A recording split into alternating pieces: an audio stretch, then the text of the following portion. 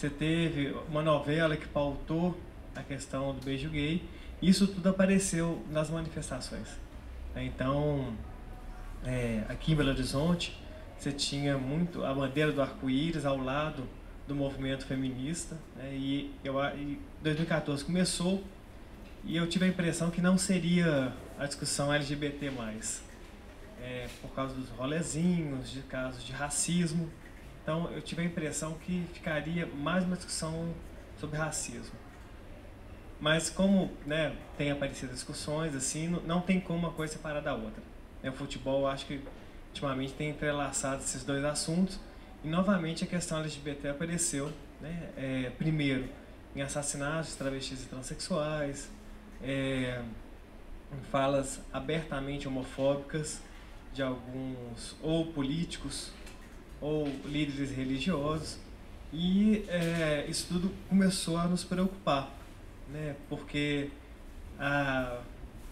os grandes, né, candidatos começaram a discutir esse assunto, né, ele se impôs de alguma maneira, né, assim, mas ficou um jogo assim, eu apoio ou não apoio. Então, tem uma ambiguidade nessa discussão que assusta, porque ninguém compra a briga, mas ninguém é contra também. A gente tem uma frente parlamentar LGBT em Brasília, mas que o que eu vejo são alguns poucos nomes realmente comprometidos. A ideia é a gente pensar assim, muitas vezes, né? Então ninguém é a favor da homofobia. Então aquele indivíduo que tem uma fala mais homofóbica, mais excludente, mais violenta, ele vai dizer que é contra a homofobia. Agora, como isso se repercute na prática, na aprovação de leis, né, de políticas públicas, aí é que há uma grande diferença. E aí, parlamentares fazendo essa defesa em Brasília são poucos realmente. É assim, você tem aqueles que estão sempre na frente e alguns que apoiam em alguns momentos ou outro. Acho que seria um avanço, né? Assim, acho que seria levantar a discussão de maneira mais ampla. Mas não acho que deveria ser pensar que essa agenda seria colocada apenas se tivesse LGBTs lá, né? Porque é uma agenda de direitos humanos, então acaba envolvendo toda a sociedade, não é um assunto de um grupo específico.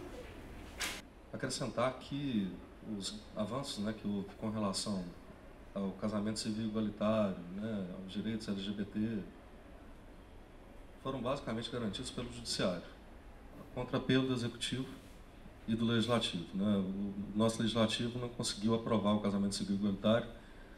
O STF, em interpretação extremamente corajosa, né, e progressista, fez isso a partir de uma ação, declarou inconstitucional um pedaço da Constituição, né, que o casamento é uma instituição feita de uma mulher. E é possível, né, porque a Constituição ela não é uniforme. Existem as coisas constitucionais propriamente ditas e as coisas só formalmente constitucionais.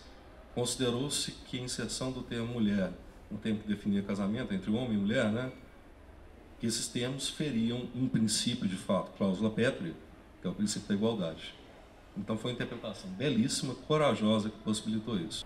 Para mim é o casamento civil igualitário, como na Argentina. Você tem a questão da criminalização da homofobia e uma lei que chama Lei João Nery, que vai proteger o direito de transexuais e travestis. Eu acho que essas três, assim, em termos de lei seriam um grande avanço. E a gente tem o exemplo da Argentina no nosso lado aqui, que vai ter um avanço muito grande nessas questões. Por exemplo, modificação do nome civil lá, né, das travestis e transexuais. Lá, se você faz isso sem precisar de cirurgia, sem grandes trâmites burocráticos, é um pouco...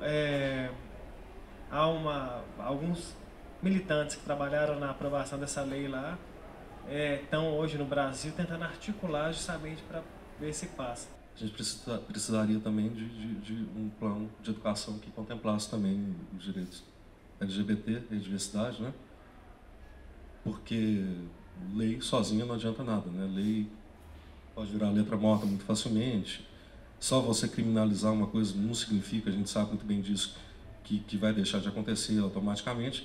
Precisa também haver um compromisso, que aí é da parte do Executivo, de levar isso para os planos de educação, né? Levar a educação para a diversidade para as escolas.